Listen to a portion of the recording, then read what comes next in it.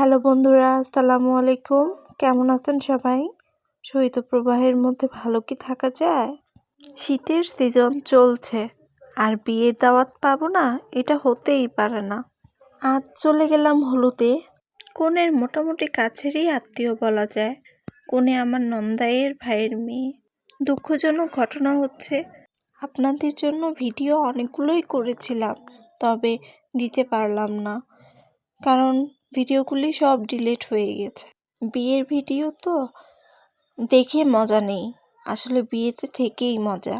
অনেকেই আমাকে বলেছিল যে আপু আমাদের বললে না। আসলে আপু আমাদের বললে না, এটা আমি তোমাদের কিভাবে বলবো বলো, যে এটা তো আর আমার পরিবারের কারোর অনুষ্ঠান না। অনুষ্ঠান হলে আমি তোমাদের অবশ্যই বলতাম। এবার আসি কনের কথায়। কনেকে আমি 2016 সাল থেকে, মানে আমার বিয়ের বয়স থেকে চিনি। ছোটবেলা থেকে অনেক আসা যাওয়া করতো আমাদের বাসায়। ওর বিয়ে হচ্ছে আর ছবি উঠানো হবে না, তো আর হবে না। কষ্টের মুহূর্তে আমি ছবিটা উঠিয়ে ফেললাম। রান্না বান্না করতে হচ্ছে না, তাতে কি হয়েছে?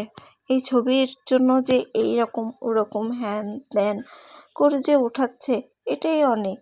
সব ভিডিওগুলো ডিলিট হয়ে গেলেও দুটো ভিডিও আমার আছে এবং আমি দিতে চাইলাম বলেই দিলাম। তবে চেষ্টা করছি যতটুকু দেওয়া যায় ততটুকু দেওয়ার জন্য। এটা হচ্ছে মেয়ের মা, বাম সাইডে উড়াধুরা নাচছে। আসলে মেয়ের মাকে দেখে বোধ হয়ে যাচ্ছে না। এই নাচটা না দিলে মানে পুরোটাই বৃথা, যে ওর বিয়ের ভিডিওটা বানাচ্ছে, এটা পুরোটাই বৃথা হয়ে যাবে আমার। উনি হচ্ছেন মেয়ের মা যে নাচছেন, আর একটু পরেই চলে আসবে মেয়ের বাবা।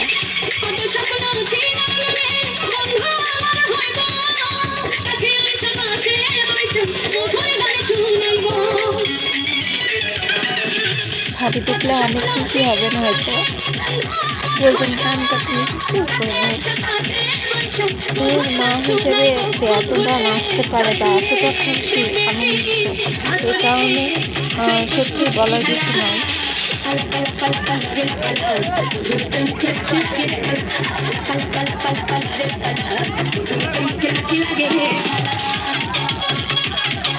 কালো টুপি পরা এটা হচ্ছে মেয়ের বাবা। মেয়ের বাবা এসে মেয়ের মায়ের নাচ থামিয়ে দিল। এই যে আজকে বউ ভাতে চলে এলাম। বউ ভাতে দেখেন আমি টিক্কা পেয়েছি কতগুলি। টিক্কা আমাকে দিয়ে গেছে, বলেছে আপু আপনি টিক্কা পছন্দ করেন, নেন আপনি আর একটু বেশি করে খান। ঠিক আছে, খাওয়া দাওয়া শেষ, এখন বাইরে একটু ঘুরি। এদিকে আমার সাহেব তো দেখেন টাকার অ্যামাউন্ট লিখছে, লেখার দায়িত্বে আছে সে। তো ঠিক আছে, আমরা ঘুরি। আমি পিচ্চি পুচ্চি নিয়ে একটু ঘুরে বেড়াচ্ছি আশেপাশে, একটু ছবি উঠাচ্ছি।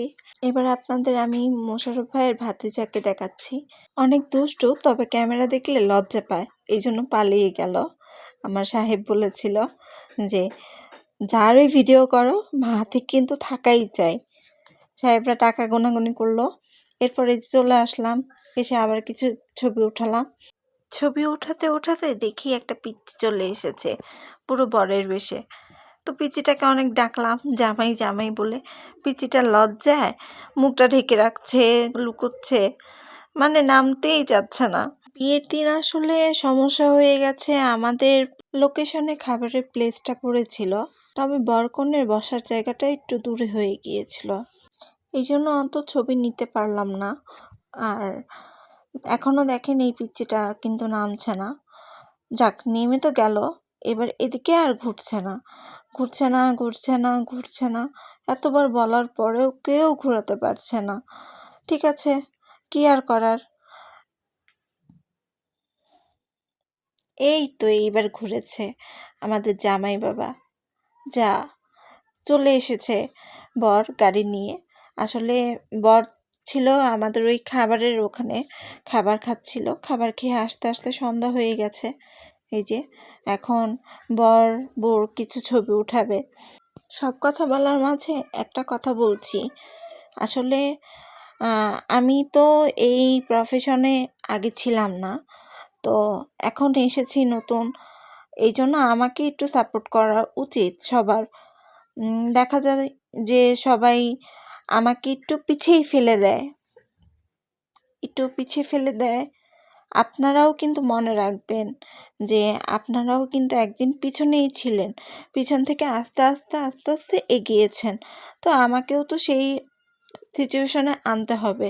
যারা আমাকে বলেছিলে আপু আমাদের বললে না, তাদেরকে বলছি ঠিক আছে, অগ্রিম দাওয়াত থাকলো তোমাদের জন্য, যে আমার পরিবারের লোকেদের যখন বিয়ে, মুসলমানি বা বিভিন্ন ধরনের অনুষ্ঠান যখন হয় তখন তোমাদের বলবো ইনশাল্লাহ।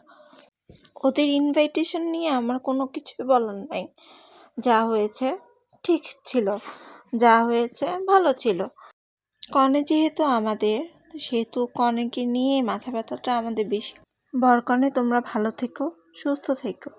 আর এই যে আপনাদের বলছি, আপনারাও খুব ভালো থাকবেন, সুস্থ থাকবেন। আল্লাহ হাফেজ। भाई मज़ा आया।